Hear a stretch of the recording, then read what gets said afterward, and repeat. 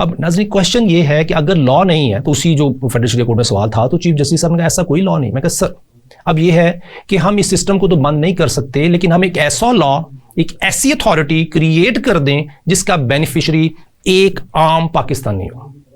इस अथॉरिटी का एक काम हो कि पाकिस्तानी की इनकम बढ़ाने के लिए जो पाकिस्तान में इकोनॉमिक रिसोर्सेज हैं उनको इस तरीके से यूटिलाइज किया जाए कि आइंदा आने वाली नस्लों के लिए रोजगार सिक्योर हो जाए, इनकम सिक्योर हो जाए, वैल्यू ऑफ इनकम सिक्योर हो जाए।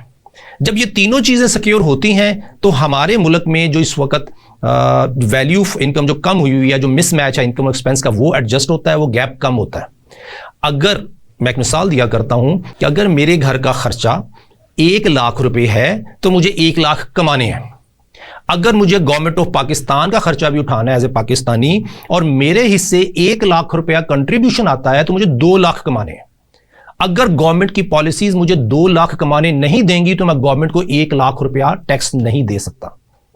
नाज़रीन पॉइंट यह है कि जो गवर्नमेंट की पॉलिसीज हैं, जो ये मंशूर लाए जा रहे हैं, क्या उसमें यह पॉइंट कवर किया जा रहा है कि एक आम पाकिस्तानी को 2 लाख रुपए महीना कमाने के लिए पॉलिसीज क्रिएट की जाए ताकि उन पे 50% टैक्स लगा के 1 लाख रुपया गवर्नमेंट ऑफ पाकिस्तान के लिए निकाला जाए? नहीं, ऐसा नहीं है। हमें अपनी इनकम बढ़ाने के लिए गवर्नमेंट ऑफ पाकिस्तान के जो FBR में दोस्त बैठे हैं, मिनिस्ट्री ऑफ फाइनेंस में जो बैठे हैं, मिनिस्टर हमारी फाइनेंस की, उनको ये सोचना पड़ेगा, देखना पड़ेगा कि हम पाकिस्तानियों की इनकम कैसे बढ़ाएं तो उनके ऊपर टैक्स बढ़ाया जा सके। इन्हीं मैडम से जो आज फाइनेंस मिनिस्टर हैं, 2018 के इलेक्शन में ये FBR की केयर टेकर चेयरमैन थी। मेरी उनसे मुलाकात लाहौर टैक्स ऑफिस में हुई। मैंने उनसे सिर्फ एक कहा था कि मैम आप इधर बैठी हैं कि हम किस तरीके से टैक्स कलेक्शन बेहतर कर सकें।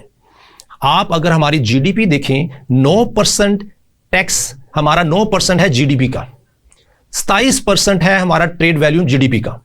अगर इस रेशो को देखें तो 44% हम ट्रेड रेवेन्यू का टैक्स कलेक्ट कर रहे हैं पाकिस्तान से। जी 100 रुपए के ऊपर 44% का टैक्स कलेक्ट करने का मतलब यह है कि आप आवाम की इक्विटी वैल्यू को स्नैच कर रहे हैं।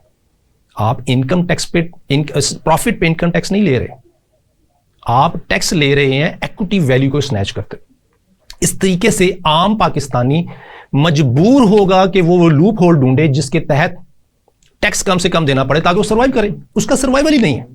सर्वाइवल के लिए हम पाकिस्तानियों को वो लकूने ढूंढने पड़ते हैं कि हम बिजनेस भी कर लें, टैक्स भी दे लें, काम भी चला लें। जब तक पॉलिसीज कंप्लीट नहीं होंगी हम उस लेवल पर टैक्स नहीं दे पाएंगे।